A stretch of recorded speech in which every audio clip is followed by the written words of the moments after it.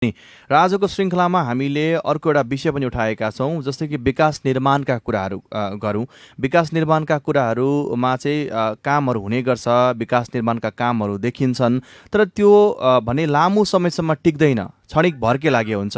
एउटा उदाहरणको रूपमा यदि कुनै ठाउँमा बाटो बनिरहेको अवस्था छ भने त्यो बाटो केही दिनमै त्यो पिचहरू उक्किन थाल्छन्, होइन? पुलहरूको कुरा गर्नुपर्दा पुलहरू भत्किन थाल्छन्। यो किन हुन्छ भन्दाखेरि पक्कै पनि गुणस्तरहीन निर्माण सामग्रीहरूको प्रयोगले गर्दाखेरि हुन्छ। र केही समय अगाडि नेपाल गुणस्तर तथा नापतोल विभागले नेपाल गुणस्तर अनुरूप उत्पादन नगर्ने 6 उद्योगलाई कानुनी कारबाही गरेको छ, जसमा चाहिँ रिलायन्स सुपरटेक सिमेन्ट प्राली बारा, त्यसै गरी इन्टरनेसनल सिमेन्ट प्राली पर्सा, एभरेस्ट ग्यास उद्योग प्राली चाल्नाखेल काठमाडौँ, अग्नि सिमेन्ट उद्योग प्राली रूपन्देही, सर्वोत्तम सिमेन्ट प्राली नवलपरासी र कमला रोलिङ मिल्स मोरङलाई कारबाही गरेको। र जुन तरिकामा चाहिँ एउटा गुणस्तरहीन निर्माण सामग्रीहरू उत्पादन गर्ने र त्यही उत्पादनपछि त्यसलाई चाहिँ विभिन्न विकास निर्माणका कामहरूमा प्रयोग गर्दाखेरि ती विकास निर्माणका कामहरू चाहिँ दिगो अथवा लामो समयसम्म चाहिँ टिक्न नसक्ने अवस्था हुने गर्छ। र प्राय यस्ता घटनाहरू नेपालमा भने बेला बेलामा आइरहने गर्छन्। र एउटा कारण यो पनि हुनसक्छ, जस्तो गुणस्तरीयताकै प्रश्नले अथवा गुणस्तरहीन हुँदाखेरि नै विकास निर्माणमा भएका कामहरू, चाहे ती सरकारी संरचना निर्माण गरिएका कुरा नै किन नहुन्, चाहे प्राइभेट हुन्, चाहे व्यक्तिगत रूपमा बनाइएका संरचना हुन्, गुणस्तर यदि सही गुणस्तरको निर्माण सामग्री प्रयोग गर्न सकिएन अथवा हामी सामान्य रूपमा हामीलाई सर्वसाधारणलाई त त्यो गुणस्तर छ कि छैन भनेर एउटा मापन गर्न हेर्नको लागि अप्ठ्यारै पर्छ। तसर्थ गुणस्तर सिमेन्ट अथवा निर्माण सामग्री निर्माण गर्ने निकायले यसरी बेला बेलामा क्रस चेक गर्दाखेरि गुणस्तरहीन निर्माण सामग्री उत्पादन गरिएको भेटिएपछि कारबाही त गरेको छ, तर त्यो कारबाहीले गर्दाखेरि त्यो कारबाही एउटा औपचारिकता मात्रै देखिएको जस्तो देखिन्छ। त्यस पश्चात फेरि उही शैलीमा निर्माण कम्पनीले गुणस्तरहीन सामग्रीहरू निर्माण गर्दाखेरि मार सर्वसाधारणलाई पर्छ, किनभने विकास निर्माणका कामहरू दीर्घकालीन रूपमा उपयोगमा आउन सक्दैनन्, उपयोगहीन बन्न पुग्छन् र त्यसबाट दुर्घटनाका जोखिमहरू पनि निम्तिने गर्छन्। यस्ता कयौँ उदाहरणहरू भएकै छन्। आज यसै विषयमा छलफल गर्ने प्रयत्नमा छौँ हामी। र यति बेला हाम्रो टेलिफोन सम्पर्कमा नेपाल इन्जिनियरिङ एसोसिएसन जनकपुर प्रदेश नम्बर 2 का सदस्य हुनुहुन्छ इन्जिनियर रणधीर झा। रणधीरजी, यहाँलाई स्वागत छ कार्यक्रममा। धन्यवाद। रणधीरजी, जस्तै कि नेपालमा जुन निर्माण सामग्रीहरू उत्पादन हुन्छन् त्यसमा नेपाल गुणस्तर चिन्हहरूको प्रयोग हुन्छ, त्यो ट्याग लगाइन्छ। त्यो ट्याग लगाए पनि विभिन्न ती निर्माण सामग्रीहरू चाहिँ गुणस्तरीय चाहिँ हुँदैनन् है? हजुर, अब तपाईँको हुन त खासमा नेपाल स्ट्यान्डर्डको गुणस्तरीय चिन्ह प्राप्त गरेपछि त्यो त गुणस्तरीय हुनुपर्ने, किनभने त्यो गुणस्तर प्राप्त गर्नलाई नै एउटा सर्टेन मापदण्ड बनाएको छ सरकारले। र त्यो मापदण्ड पार गरेपछि त्यो मापदण्ड अनुसारको क्वालिटी प्रड्युस गरेपछि मात्रै हो दिने सर्टिफिकेसन यो नेपाल गुणस्तरको। तर के हुन्छ भने तपाईँको अब कम्पनीहरूले काम गर्दा गर्दै त्यो बिचबिचमा के गर्छ भने बदमासीहरू गर्दो रहेछ, जुन चाहिँ तपाईँले भन्नुभयो नि केही कारखानाहरू कारबाहीमा परे भनेपछि सुरुमा सर्टिफिकेसन लिइयो, तर के गर्यो भने बिचमा बदमासी गर्यो र पछि चाहिँ त्यो ब्याक टेस्टिङमा चाहिँ गुणस्तर काम गर्न सकेन र जसले गर्दाखेरि कारबाही पर्यो। भनेपछि नेपाल नापतोल गुणस्तर विभागले समय समयमा यस्ता टेस्टहरू गरेर बेला बेला गरेर जसले बदमासी गर्छ त्यसलाई कारबाहीमा ल्याए गुणस्तरमा चाहिँ अलिकति सुधार हुन्छ कि भन्ने आशा छ। भनेपछि यहाँले भनेको अनुसार त जुन गुणस्तर प्राप्त गर्न अथवा गुणस्तर सहितको छ यो निर्माण सामग्री भनेर प्राप्त गर्नका लागि एउटा नमुनाको रूपमा मात्रै निर्माण सामग्री उत्पादन गर्ने र त्यस अघि पछि फेरि गुणस्तरहीन सामग्री नै उत्पादन हुँदो रहेछ नि त, होइन? हजुर, अब यो पछिल्लो जुन उद्योगहरू कारबाहीमा पर्यो नि, अब त्यो हेर्दाखेरि केहीले सबैले त भन्न मिल्दैन, तर केहीले त्यस्तो बदमासी गर्दो रहेछ भन्ने कुरा त प्रमाणित नै भयो नि त। जस्तै रणधीरजी, यो सिमेन्ट अथवा कुनै पनि निर्माण सामग्रीहरू छड सिमेन्टहरूमा प्राय यस्ता समस्याहरू आउने गर्छन्, होइन? यस्ता घटनाहरू धेरै आएका छन्। यसको यो गुणस्तरीय मापनको मापदण्डहरू चाहिँ के हुन्? यो तपाईँको नेपाल गुणस्तरले चाहिँ आफ्नो एउटा नेपाल स्ट्यान्डर्ड भनेर के अरे स्पेसिफिकेसन नै जारी गरे हजुर जस अनुसार जस्तो तपाईँको अब स्टिलका भयो अथवा सिमेन्टका भयो अथवा कुनै पनि निर्माणसँग सम्बन्धित जसले चाहिँ नेपाल गुणस्तर प्राप्त गर्छ नि उनले चाहिँ त्यो नेपाल स्ट्यान्डर्ड स्पेसिफिकेसन अनुसारको तपाईँको सबै प्रोपर्टी मेन्टेन गरेपछि पाउने कुरो हो उसले नेपाल गुणस्तर चाहिँ पाउँदो रहेछ र त्यो अनुसार उसले प्रड्युस गर्नुपर्ने हो तर अब कस्तो छ भने यो हामीले अब समय समयमा विभिन्न टेस्टहरू अब प्रोजेक्टहरूमा भइरहेको छ अथवा नेपाल गुणस्तर टोलीबाटै पनि तपाईँको बेला बेलामा चेक हुने रहेछ त्यसमा पनि त्यहाँ के अरे निरीक्षक भन्ने हुन्छ जसले चाहिँ बेला बेलामा त्यो नेपाल गुणस्तर प्राप्त गरेका कम्पनीहरूको चाहिँ निरीक्षण गर्दो रहेछ र ब्याचका प्रड्युसहरू जुन हुन्छ नि त्यसमा चाहिँ तपाईँको टेस्टिङ गर्दो रहेछ अब त्यो टेस्टिङ गर्दाखेरि तपाईँको बेला बेलामा फेल हुनु भनेकै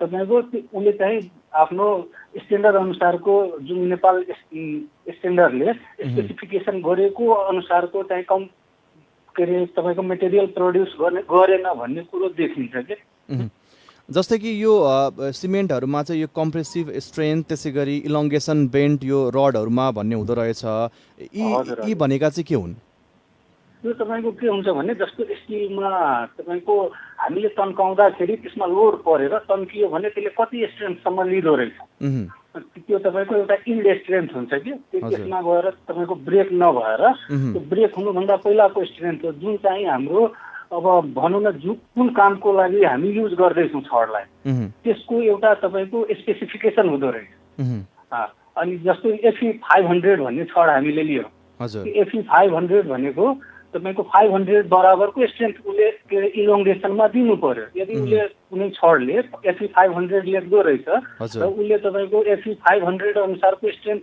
ल्याबमा सो गरेन भने त्यो फेल मानिन्छ भनेपछि उसले कम्तीमा आफ्नो स्ट्यान्डर्ड अनुसारको या त्योभन्दा बढीको उसले प्रोपर्टी त्यो टेन्साइल स्ट्रेन्थ चाहिँ बियर गर्नु पर्यो र यदि गरेन भने त्यो फेल हुन्छ त्यसै तपाईँको सिमेन्टमा पनि अब जस्तो हामीले सिमेन्ट ओपिसीमा 33 ग्रेड 43 ग्रेड 53 ग्रेड भनेर लिन्छौँ त्यो ब्यागमै लेख्या हुन्छ तपाईँको यति ग्रेड भनेर अब त्यो ग्रेड भनेकै तपाईँको त्यति बराबरको उसले कम्प्रेसिभ स्ट्रेन्थ लिनु पर्यो जस्तो 33 ग्रेडमा तपाईँको 33 MPa बराबरको उसले कम्प्रेसिभ स्ट्रेन्थ लिनु पर्यो 43 को मिनिमम 43 MPa बराबरको उसले चाहिँ कम्प्रेसिभ स्ट्रेन्थ लिनु पर्यो त्यतिमा फेल हुनु भएन तर के हुन्छ भने टेस्ट गर्दाखेरि कहिले काहीँ अब तपाईँको त्यो फेल हुन जान्छ फेल हुनु भनेकै उसले चाहिँ गुणस्तर मेन्टेन गरेन जबकि तपाईँको एनएस प्राप्त कुनै पनि सिमेन्टले यदि एनएस प्राप्त छ र उसले 33 ग्रेड 40 ग्रेड र 53 ग्रेड लेख्दो रहेछ भनेपछि मिनिमम त्यति स्ट्रेन्थ चाहिँ बियर गर्नु पर्यो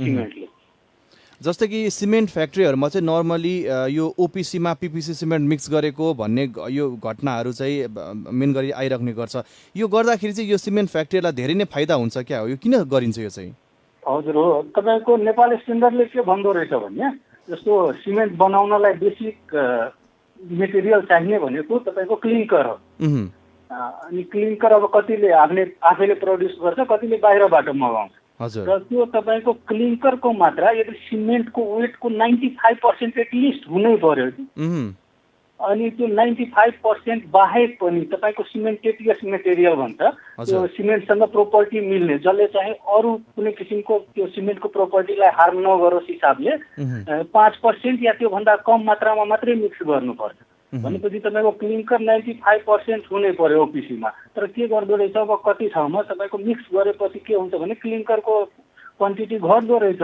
त्यो घट्नु भनेको तपाईँको क्लिङ्कर अलिक महँगो पर्ने रहेछ त्यसबाट चाहिँ केही सर्टेन फाइदा लिनलाई केही कुनैले यस्तो बदमासी गर्दो रहेछ इन्जिनियर साहब जस्तो कि क्वालिटी टेस्टको जुन कुरा आउँछ नि त्यो त अब सरकारको नियमन गर्ने निकायले ऱ्यान्डमली कुनै बेला त गर्छ तर क्वालिटी भएको जुन निर्माण सामग्री हामीले प्रयोग गरिरहेका छौँ कि छैनौँ भनेर प्राविधिकहरूले पनि चेक गर्ने गर्छन् कि गर्दैनन् र उपभोक्ताले किन्दाखेरि कसरी चिन्ने हजुर हो यसको लागि तपाईँको यदि नेपाल स्ट्यान्डर्डकै कुरा गर्ने हो भने यहाँ हामीले युज गर्ने प्राय आइएस भन्छ इन्डियन स्ट्यान्डर्ड र हाम्रो अब पछि चाहिँ कोड डेभलप भएपछि हामीले नेपाल स्ट्यान्डर्ड भनेर दुईटा स्ट्यान्डर्ड फलो गर्दो रहेछ। पहिला अब नेपाल स्ट्यान्डर्ड नहुँदासम्म हामीले आइएस कोडहरू फलो गर्थ्यौँ, त्यो अनुसार तपाईँको केही सर्टेन टेस्टहरू ल्याएको छ। जस्तो अब नेपाल स्ट्यान्डर्डकै कुरा गरौँ, अहिले हाम्रो अब आफ्नै स्ट्यान्डर्ड डेभलप भएपछि हामीले त्यही अनुसार गर्छौँ। भनेपछि कुनै सिमेन्ट चाहिँ हामी प्रड्युस कम्पनीमा प्रड्युस भएपछि तपाईँको 6 महिनाभित्र चाहिँ खपत हुन्छ भन्ने एज्युम हुन्छ। त्यो पनि एकदम तपाईँको जुन एउटा टेम्परेचरमा इन्भाइरोमेन्टमा त्यो स्टे गर्नुपर्ने हुन्छ। जस्तो हामी सिमेन्ट बाहिर यतिकै छोडिदियो भने त्यो केही दिनमै जम्छ, भनेपछि त्यहाँ मोइस्चर हुन्छ, तपाईँको टेम्परेचर मिल्दैन। त्यही भएर त्यसलाई स्टोर गर्नलाई पनि एउटा स्पेसिफिकेसनमा तोक्या रहेछ। यो टेम्परेचरदेखि लिएर तपाईँको इन्भाइरोमेन्टदेखि लिएर एयर सर्कुलेसनका कुराहरू आउँछ। यदि राम्ररी गराछ भने 6 महिनाभित्र तपाईँको त्यो खपत हुनु पर्यो। र यदि त्यो सिमेन्ट कम्पनीभन्दा बाहिर यदि डिलरमा गयो भने डिलरबाट तपाईँको 3 महिनाभित्र हुनु पर्यो। यदि भएन भने नेपाल स्ट्यान्डर्डले जुन तपाईँको तोक्या छ नि 33 ग्रेड 43 ग्रेड 53 ग्रेड त्यो डेट पछि नहुन सक्छ। त्यही भएर नेपाल स्ट्यान्डर्डले के भन्छ भने बडीमा तपाईँको कम्पनीमा हुँदा त्यो म्यानुफ्याक्चरभन्दा 6 महिना यदि क्रस हुन्छ भने पुनः चेक गर्नु पर्यो त्यो त्यति ग्रेड छ कि छैन। यदि तपाईँको विक्रेता जहाँ पुग्या रहेछ भने 3 महिना क्रस गराएछ, डेट क्रस गराएछ भने त्यो म्यानुफ्याक्चर डेटभन्दा अनि तपाईँको त्यो स्ट्रेन्थ फलो गर्छ गर्दैन भनेर पुनः चेक गर्नु पर्यो भनेर भन्छ। यदि गरेन भने त्यो सिमेन्टलाई रिजेक्ट गर्नुपर्छ भनेर तपाईँको नेपाल स्ट्यान्डर्डले भन्दो रहेछ।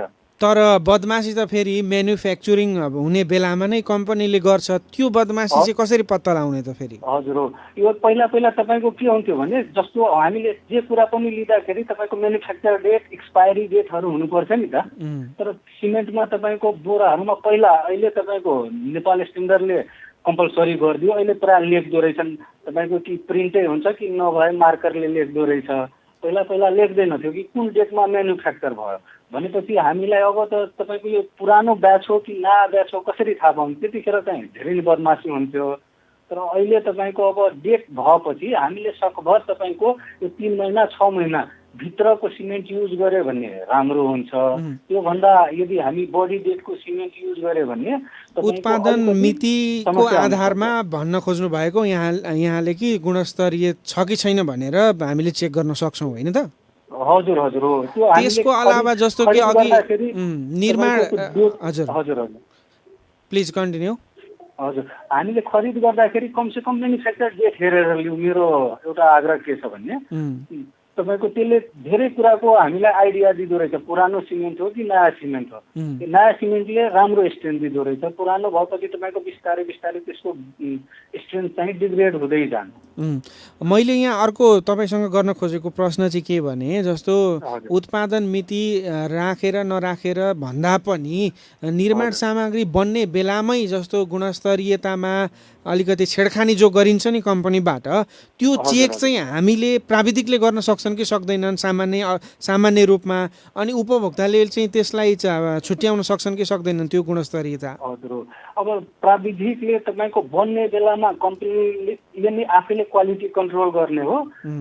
त्यहाँ तपाईँको बसेको क्वालिटी कन्ट्रोल इन्जिनियर हुँदो रहेछ सिमेन्ट फ्याक्ट्रीहरूमा, उहाँहरूले चेक गर्ने कुरो हो। अब बाहिरको मान्छे अथवा बाहिरको इन्जिनियर जसले युज गर्छ त्यो त कम्पनीमा गएर तपाईँको रेसियो चेक गर्न मिल्दैन। त्यही भएर त्यो रेसियोलाई हेर्नलाई त्यहीँको इन्जिनियर चाहिन्छ कि हामी अब सर्टिफाई गरेको संस्थाले हेरिदिनु पर्ने हुन्छ। जस्तो अब हामी बाहिर जुन युजर हुन्छौँ नि, डोमेस्टिक युजर होस् या तपाईँको अफिसियल इन्डस्ट्रियल युजर, जुन बाहिर थर्ड पार्टी भनौँ न, कम्पनीबाट जुन सिमेन्ट बनिसकेपछि जुन हामीले युज गर्ने इन्ड युजर भनौँ, उहाँहरूले चाहिँ चेक गर्ने एउटा के तरिका हो भने तपाईँको एउटा डेट हेर्नु पर्यो, म्यानुफ्याक्चर सबभन्दा सजिलो।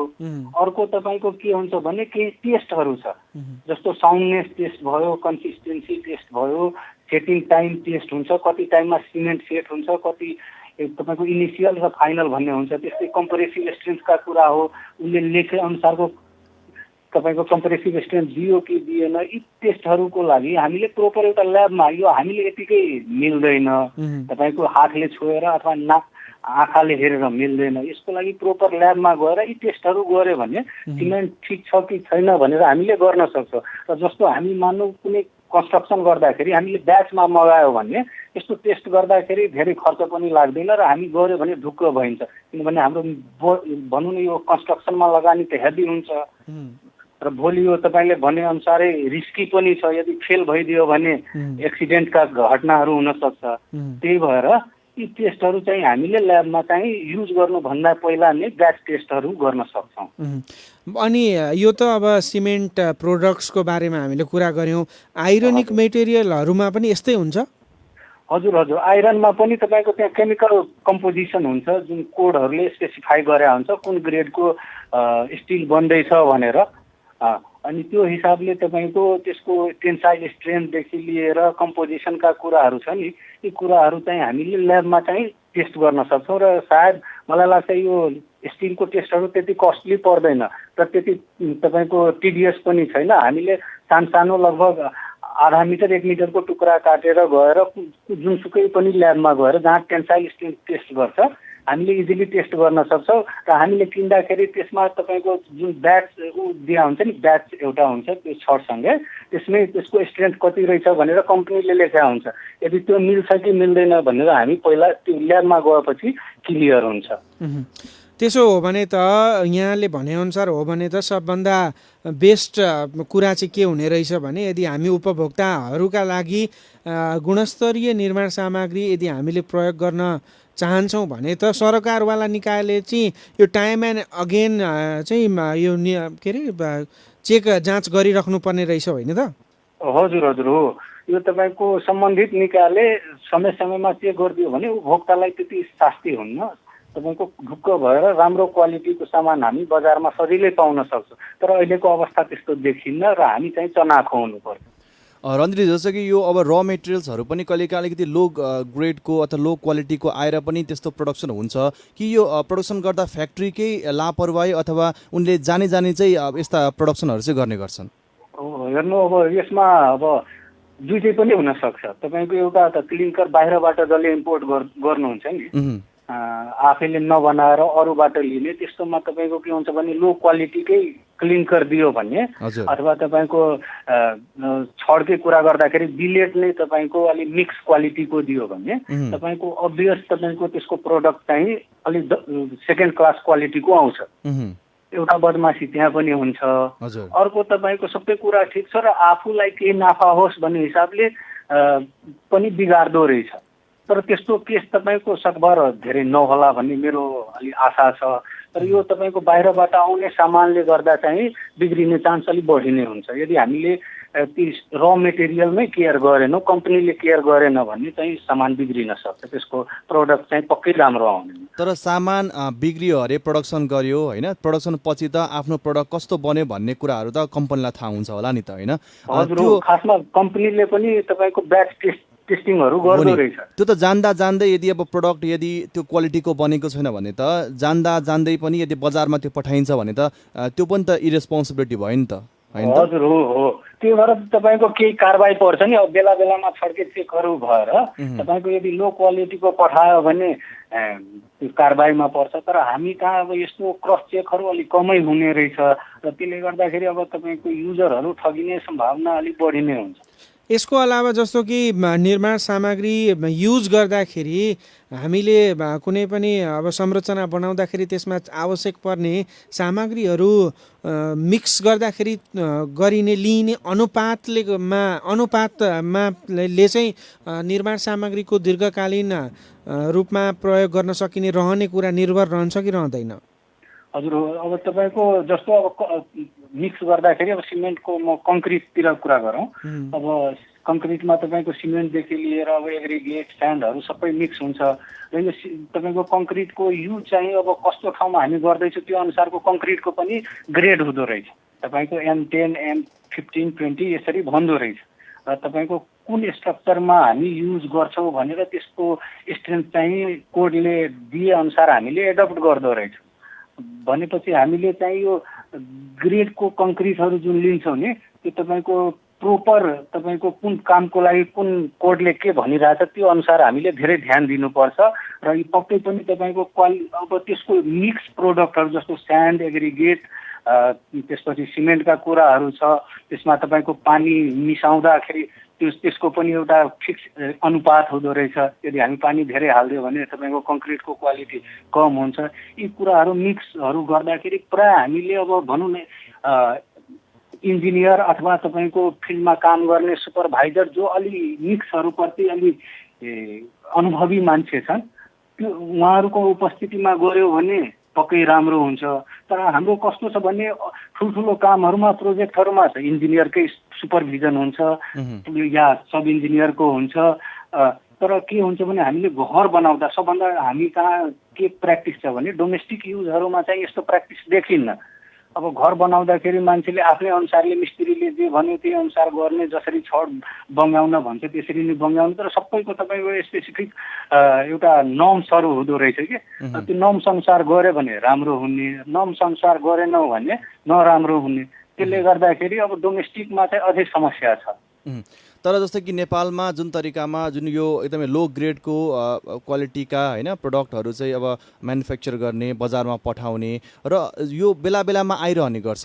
यो चाहिँ अब नेपालमा जुन कारबाहीहरू जुन हुन्छ नि त्यो एकदमै फितलो किसिमको भएको कारणले गर्दाखेरि यस्तो भएको त्यो पनि हो। अब तपाईँको एनएस कोड के अरे यो हाम्रो गुणस्तर विभागले एउटा जारी गरेको उसमा तपाईँको के अरे नेपाल गुणस्तर प्रमाण चिन्ह ऐन 2037मा हेर्दाखेरि तपाईँको के भन्छ भने यदि गुणस्तर चिन्ह प्राप्त कम्पनीले त्यो गुणस्तर अनुसारको स्पेसिफिकेसन अनुसारको प्रडक्ट मेन्टेन गरेन भने 6 महिनासम्म कैद र के अरे अनि तपाईँको 3000 कति रहेछ तपाईँको जरिवाना भनेपछि 3000 जरिवाना र 6 महिनासम्म कैद या दुबई भनेपछि यो खासै ठुलो तपाईँको सजाय भएन नि। अब तपाईँको एउटा सिमेन्टको प्रब्लम अथवा कुनै एउटा छड्के समस्याले गर्दा तपाईँको ब्रिज कोल्याप्स हुन सक्छ, त्यो एउटा रिस्क छ। अर्को तपाईँको के अरे घरै कोल्याप्स हुन सक्छ, मान्छे जान सक्छ, यस्तो अवस्था छ। तर त्यो अनुसारको अब गुणस्तर अनुसारको के अरे प्रोडक्ट भएन भने जरिवाना त धेरै कम छ नि। त्यो भएर पनि यो कडाइको साथ लागू हुन सकेको देखिन्न। हस् रणधीरजी, यहाँको समयको लागि यहाँलाई धेरै धेरै धन्यवाद छ। हस्, बोल्न दिनुभएकोमा यहाँहरूलाई धन्यवाद। हुनुहुन्थ्यो नेपाल इन्जिनियरिङ एसोसिएसन जनकपुर प्रदेश नम्बर 2 का सदस्य इन्जिनियर रणधीर झा। र आज चाहिँ हामीले चाहिँ नर्मली जुन यो सिमेन्ट निर्माण जुन सामग्रीहरू उत्पादन हुन्छन्, छडका कुराहरू सिमेन्टमा बेला बेलामा विभिन्न फ्याक्ट्री कम्पनीहरूमा सिल गर्ने गरिन्छ। तर पनि सिल गरिन्छ, एउटा नाम, त्यो जुन नाम हुन्छ त्यो ब्रान्डलाई बन्द गरिन्छ अनि फेरि केही समयपछि अर्को ब्रान्ड नाम दिएर फेरि त्यहाँ फ्याक्ट्री सुचारू हुन्छ। र उहाँले भनेअनुसार त जुन यदि क्रस चेकमा छेडखानी गरेको अथवा बदमासी गरेको, गुणस्तरीयतामा तलमाथि गरेको यदि भेटिएको अथवा प्रमाणित भएको खण्डमा पनि जुन पाउने सजाय छ जम्मा 3000 रुपियाँ र 6 महिना कैद अथवा दुबई हुन सक्ने मात्रै व्यवस्था रहेछ। यो सजाय र यदि गुणस्तरहीन निर्माण सामग्रीले प्रयोग गर्दाखेरि हुन सक्ने दुर्घटना, घटना, क्षति, नोक्सानलाई हेर्ने हो भने त त्यसको तुलनामा यो सजाय निकै नै कम रहेको देखिन्छ। सायद यसले गर्दा र साथसाथै सरकारी निकाय एउटा लोभ लालचमा, सरकारी निकायका कर्मचारीहरू लोभ लालचमा डुबेर अथवा फँसेर पनि कारबाहीका समाचार प्रकाशनमा त आउँछन् तर कारबाही कतै कहीँ पनि भएको पाइँदैन।